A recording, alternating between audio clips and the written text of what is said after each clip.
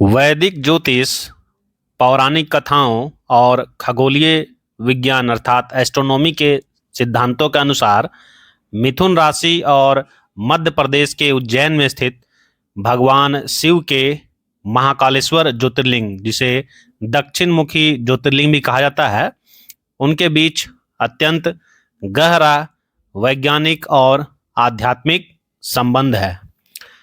यह संबंध केवल एक संयोग नहीं, बल्कि यह ब्रह्मांड के समय, गति और नक्षत्रों के अनूठे समीकरण पर आधारित है। तो ध्यान दीजिएगा, मिथुन राशि वाले जातकों, आपके लिए ये बहुत ही इंपॉर्टेंट वीडियो है। स्किप मत कीजिएगा, सब्सक्राइब जरूर कीजिएगा। तो आइए इस दिव्य संबंध को इसके सभी पहलुओं के साथ विस्तार से समझते हैं। थोड़ा ध्यान देकर समझिएगा, आपके लिए बहुत इंपॉर्टेंट है। सबसे पहला है संख्यात्मक और कर्मात्मक संयोग। तीसरी राशि है मिथुन राशि और तीसरा ज्योतिर्लिंग है महाकालेश्वर ज्योतिर्लिंग। वैदिक काल पुरुष की कुंडली में राशियों और शिव पुराण के अनुसार ज्योतिर्लिंगों के क्रम में एक अद्भुत समानता है। अब कैसी समानता है, आइए हम लोग देखते हैं। मिथुन चक्र की तीसरी राशि है।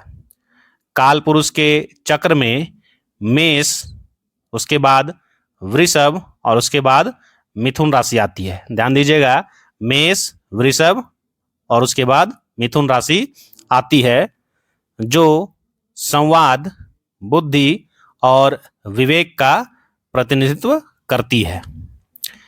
महाकालेश्वर तीसरे ज्योतिर्लिंग है।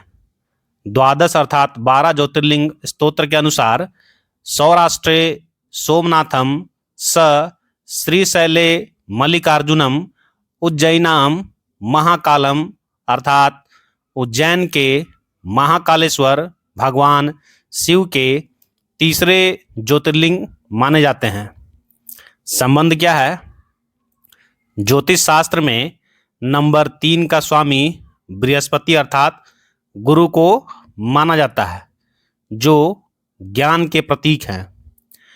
मिथुन राशि का तीसरा स्थान और महाकाल का तीसरा स्थान मिलकर एक जातक के जीवन में अज्ञान के अंधकार को मिटाकर परम ज्ञान की उत्पत्ति का मार्ग प्रशस्त करते हैं। तो तीसरी राशि कौन है? मिथुन राशि और तीसरा ज्योतिर्लिंग महाकालेश्वर ज्योतिर्लिंग।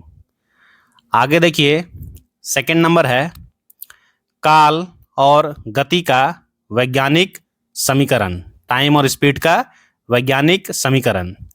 उज्जैनी अर्थात उज्जैन और मिथुन राशि के स्वामी बुध के बीच का संबंध समय की गणना से जुड़ा हुआ है।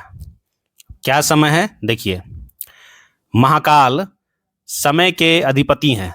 उज्जैन को प्राचीन भारतीय खगोल विज्ञान में नाभि देश या पृथ्वी का केंद्र माना गया है। ध्यान दीजिएगा, उज्जैन को पृथ्वी का केंद्र माना गया है भारतीय खगोल विज्ञान में। प्राचीन काल में कर्क रेखा अर्थात ट्रॉपिक ऑफ कैंसर यहीं से गुजरती थी, और आज भी शून्य देशांतर अर्थात 0 डिग्री प्राइम मेरिडियन की गणना ज्योतिषीय काल गणना के लिए उज्जैन से ही की जाती है। भगवान शिव यहाँ महाकाल यानी काल अर्थात समय और मृत्यु के भी विजेता के रूप में स्थित है। बुध, गति और चंचलता।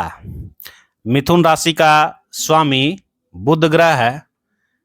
खगोलीय दृष्टिकोण से बुध सूर्य के सबसे पास है और सौर मंडल में सबसे तीव्र गति से चक्कर लगाता है। बुध को त्वचा, चंचलता और द्रव रूप में पारा माना जाता है, जो कभी एक जगह स्थिर नहीं रहता है। संबंध क्या है, आइए देखते हैं। जब मिथुन राशि का कोई जातक अत्यधिक तीव्र विचारों, चंचलता या मानसिक भटकाव से जूझता है, तो उसे महाकाल की शरण लेनी चाहिए। महाकाल अनंत समय और स्थिरता के प्रतीक है। जब चंचल बुद्ध अर्थात पारा महाकाल की शरण में आता है तो उसकी चंचलता समाप्त होकर वह एक एकाग्र और दिव्य बुद्धि में बदल जाती है। अब हम लोग मिथुन राशि के अंतर्गत आने वाले नक्षत्रों के बारे में चर्चा करेंगे। देखिए, आर्द्रा नक्षत्र और रुद्र चेतना का सीधा जुड़ाव क्या है, आइए देखते हैं। मिथुन राशि के भीतर 3 नक्षत्र आते हैं।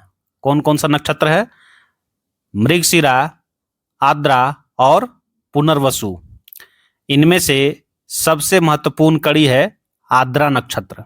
ध्यान दीजिएगा, आर्द्रा नक्षत्र मिथुन राशि के लिए महत्वपूर्ण कड़ी है। आर्द्रा के देवता साक्षात रुद्र हैं।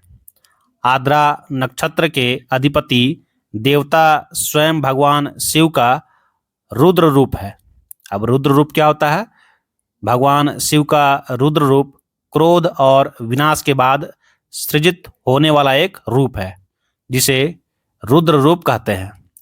राहु का नक्षत्र, आर्द्रा नक्षत्र का स्वामी राहु है और राहु को केवल भगवान शिव ही नियंत्रित कर सकते हैं।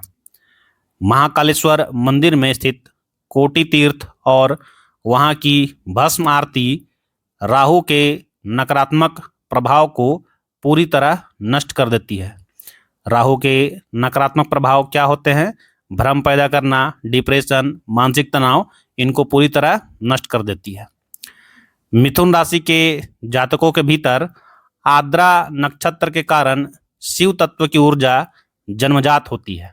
ध्यान दीजिएगा, मिथुन राशि के भीतर आर्द्रा नक्षत्र के कारण शिव तत्व की ऊर्जा जन्मजात होती है।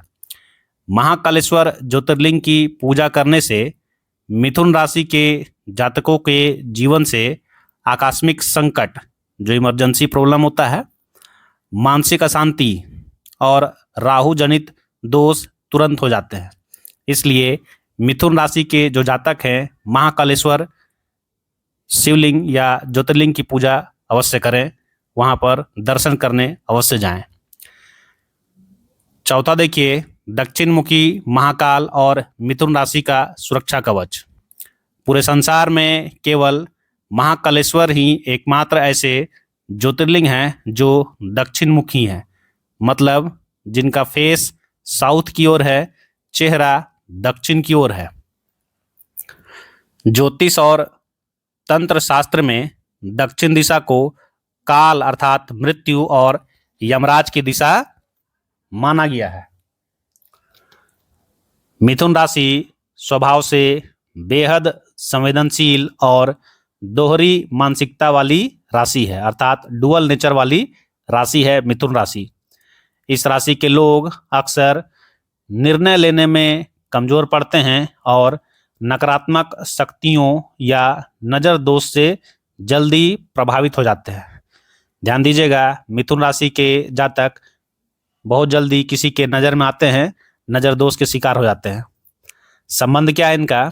जब मिथुन राशि के जातक दक्षिण मुखी महाकाल की आराधना करते हैं तो उन्हें अकाल मृत्यु का भय नहीं रहता। महाकाल उनके चारों ओर एक सुरक्षा कवच बना देते हैं, जिससे उनके सोचे हुए कार्य बिना किसी विघ्न के पूरे हो जाते हैं। तो ध्यान दीजिएगा, यहाँ सोचने वाली बात है, मिथुन राशि के जातक बहुत जल्दी किसी के नज़र में चुभ सकते हैं, नज़र दोष के शिकार हो सकते हैं। इसलिए यथाशीघ्र महाकालेश्वर दर्शन करने जाएं। 5वां नंबर देखिए, पारा का शुद्धिकरण और रसराज का सिद्धांत।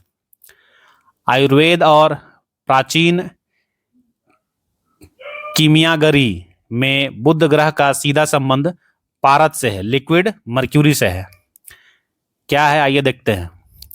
पारा अत्यंत जहरीला और चंचल होता है, लेकिन जब उसे शिव मंत्रों और जड़ी बूटियों से शुद्ध किया जाता है तो वह अमृत बन जाता है, जिसे शिव का वीर्य भी कहा गया है। मिथुन राशि के जातक ठीक पारे की तरह होते हैं, जो अत्यंत प्रतिभावान लेकिन बिखरे हुए रहते हैं। टैलेंट तो होता है लेकिन छिन्न भिन्न टैलेंट होता है। महाकालेश्वर के दर्शन और अभिषेक से मिथुन राशि के जातकों की ऊर्जा का ऊर्ध्वगमन, स्पिरिचुअल अवेकिंग होता है। उनकी बिखरी हुई ऊर्जा सिमटकर एक महान रचनात्मक शक्ति में बदल जाती है। इसलिए मिथुन राशि के जातक अवश्य ही महाकालेश्वर की पूजा करें, महाकाल का दर्शन करें। सारे दोष खत्म हो जाएंगे, आपकी बिखरी हुई ऊर्जा सिमटकर एक महान शक्ति रच देगी। मिथुन राशि के जातकों के लिए महाकाल पूजा की विशेष विधियां क्या है? यदि आप मिथुन राशि के जातक हैं और महाकालेश्वर से पूर्ण कृपा प्राप्त करना चाहते हैं तो इन विशेष उपायों को कर सकते हैं। पहला उपाय क्या है? हरे मूंग और गन्ने के रस से अभिषेक करना है। बुध का रंग हरा है। महाकाल पर हरे मूंग अर्पित करने या गन्ने के रस से अभिषेक करने से मिथुन राशि वालों की बुद्धि प्रखर होती है और व्यापार या नौकरी में आ रही बाधाएं दूर होती है। दूसरा है भस्म आरती के दर्शन या मानसिक ध्यान। यदि आप उज्जैन नहीं जा सकते हैं, असमर्थ हैं या बहुत दूर हैं, तो सुबह के समय महाकाल की भस्म आरती का ऑनलाइन दर्शन करें या मानसिक ध्यान करें। इससे राहु और बुध की युति का दोष समाप्त हो जाएगा।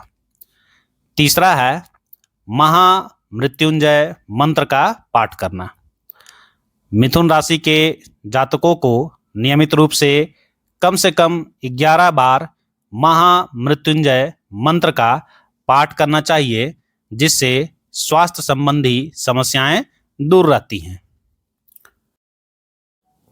अब हम लोग एक निष्कर्ष पे तौर पर देखेंगे कि मिथुन राशि और महाकालेश्वर ज्योतिर्लिंग का कैसा संबंध है और इसके क्या क्या लाभ हैं। तो देखिए, निष्कर्ष और संक्षेप में कहें तो मिथुन राशि अगर ऊर्जा की गति है तो महाकालेश्वर उस ऊर्जा का केंद्र है। मिथुन राशि के लोगों के जीवन की गाड़ी को सही दिशा देने का काम महाकाल ही करते हैं। इस राशि के जातकों के लिए शिव भक्ति जीवन का सबसे बड़ा संबल है। यदि आपको वीडियो अच्छा लगा, आपके लिए बहुत ही लाभदायक है, तो अपने दोस्तों को जरूर शेयर करें। कमेंट में जय महाकाल अवश्य लिखें और हमेशा भगवान शिव की स्तुति करते रहें। मिलते हैं अगले वीडियो में, तब तक के लिए जय महाकाल।